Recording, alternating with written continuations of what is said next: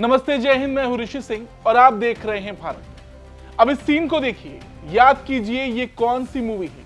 इस सीन में ये शख्स पुलिस की कैद में होता है, किसी तरह भागने का मौका मिलता है और जब भागकर उस जगह से बाहर निकलता है तो उसके सामने सिर्फ समंदर होता है, यानी कि वो एक शिप में लॉक रहता है।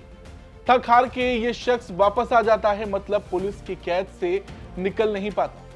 वैसे तो ये सलमान खान की वांटेड मूवी है और हम कोई मूवी की बात भी नहीं करने वाले, लेकिन एक ऐसा ही देश है जो अपने यहाँ घुसपैठियों को ठीक इसी तरह रखता है, समंदर के बीच में।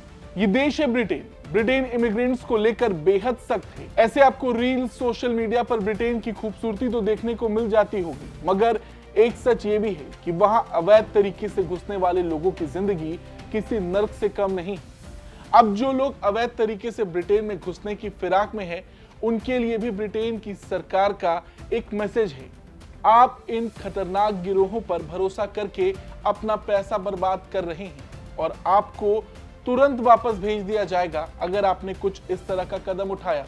ब्रिटेन अपने यहाँ अवैध प्रवासियों को जिस तरह रखता है उस पर भी भारी विरोध है, मगर ब्रिटेन के पास शायद इसके अलावा कोई दूसरा रास्ता भी नहीं। स्थानीय लोगों पर दबाव कम करने के लिए ब्रिटेन ने ऐसा कदम उठाया है, क्योंकि हर साल हजारों की तादाद में लोग इंग्लिश चैनल पार कर ब्रिटेन में घुसते हैं। 2023 के विदेश कार्यालय के आंकड़ों से पता चला कि शरणार्थियों और शरण चाहने वालों की सहायता के लिए 4.3 बिलियन पाउंड ब्रिटेन ने खर्च किया है। आम लोगों ने इसका विरोध भी किया, क्योंकि जितने ज्यादा लोग ब्रिटेन में घुसेंगे ये खर्च बढ़ेगा, साथ ही साथ महंगाई, लेबर, हर तरह की चुनौतियां बढ़ेंगी। अवैध प्रवासियों को नावों पर रखने का प्लान ब्रिटेन के लिए काम भी कर रहा है। इससे उन पर निगरानी रखने में भी आसानी होती है और जो खर्चा उन्हें अवैध प्रवासियों की देखरेख के लिए पहले करना पड़ता था, उसमें काफी कटौती भी हुई है। लेकिन फिर भी अगर आपके मन में कुछ ऐसा सवाल है कि लोग ब्रिटेन, अमेरिका, यूरोप, इन देशों में ही ज्यादा क्यों जाना चाहते हैं, तो इसका बड़ा सीधा सा जवाब है, ये वो देश हैं जो अपने आप में पूरी तरह से संपन्न हैं। यहाँ की चकाचौंध ने बहुत लोगों को आकर्षित किया है। कई लोगों का सपना होता है बड़े देश में जाकर बसने का, डॉलर पाउंड में पैसे कमाने का, लेकिन किसी वजह से जब वो इन देशों में सीधे तरीके से नहीं घुस पाते तो वो इस तरह के रास्ते अपनाते हैं। हाँ, एक वजह और भी है। कई लोग इन देशों में जाने के लिए अपनी जान खतरे में इसलिए डालते हैं क्योंकि वो अपने देश में युद्ध, उत्पीड़न और अन्य खतरनाक परिस्थितियों से भाग रहे होते हैं। और ज्यादातर जो रिपोर्ट सामने आती है, जो इमिग्रेंट्स इंग्लिश चैनल फ्रांस से होते हुए ब्रिटेन में घुसते हैं, वो यूरोपियन नहीं होते, वो ज्यादातर सेंट्रल एशिया से ही होते हैं। वो चोरी छिपे टर्की और ग्रीस के रास्ते यूरोप में दाखिल होते हैं और जब उन्हें वहां रहने की जगह नहीं मिलती है तो वो इंग्लिश चैनल पार कर ब्रिटेन में घुसने की कोशिश में लग जाते हैं। अब सवाल ये है कि आखिर किस तरह से ये लोग इंग्लिश चैनल को पार करते हैं। ये तस्वीर देखी आपने, छोटी बोट्स के जरिए ये लोग इंग्लिश चैनल को पार कर रहे हैं। सिर्फ 2024 में 36,816 लोगों ने इसे क्रॉस किया। ये 2023 की तुलना में काफी अधिक थी। 2023 में 29,437 लोग आए थे, लेकिन सबसे बड़ा आंकड़ा 2022 का है, जब 45,755 लोगों ने इंग्लिश चैनल को क्रॉस किया था। लेकिन ये इतना भी आसान नहीं होता। यूएन की agency International Organization for Migration channel पार करते समय मरने वाले लोगों की संख्या पर नजर रखती है और उसकी रिपोर्ट को देखा जाए तो 2024 में चैनल पार करने की कोशिश में कम से कम 78 प्रवासियों की मौत हुई। द रिफ्यूजी काउंसिल ने कहा कि गवर्नमेंट इन्फोर्समेंट के प्रयासों ने क्रॉसिंग के खतरों को बढ़ा दिया। अधिक लोगों को कम समुद्री नौकाओं में ठूंस दिया गया। इंटरनेशनल ऑर्गेनाइजेशन फॉर माइग्रेशन का कहना है कि 2018 से इंग्लिश चैनल पार करने की कोशिश में 241 प्रवासी लापता हैं या उनकी मौत हो गई। इसमें वो लोग भी शामिल हैं जो क्रॉसिंग पॉइंट की ओर यात्रा कर रहे थे और अन्य परिस्थितियों में मर गए। अब एक सवाल ये भी है कि छोटी बोट्स में चैनल को ज्यादातर कौन पार करता है। सितंबर 2024 तक लगभग 5,000 अफगानों ने चैनल पार किया।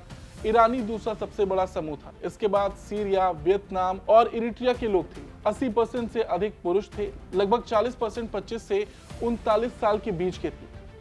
एक सवाल ये भी है कि ब्रिटेन में कितने लोग शरण चाहते हैं। आंकड़ों से पता चलता है कि सितंबर 2024 के अंत तक 99,700 से अधिक लोगों ने यूके में शरण का दावा किया। और अगर आपको ये जानना है कि ब्रिटेन में शरण चाहने वाले कहां से आते हैं, तो इनमें सबसे बड़ी संख्या पाकिस्तान की है। 9500 से अधिक आवेदन सिर्फ पाकिस्तान से आए हैं। सर्वाधिक आवेदन वाले अन्य देशों में अफगानिस्तान, ईरान, बांग्लादेश, सीरिया और भारत भी शामिल है। अपने देश पर रूस के आक्रमण के बाद ब्रिटेन आए यूक्रेनी शरणार्थियों को इन आंकड़ों में शामिल नहीं किया गया।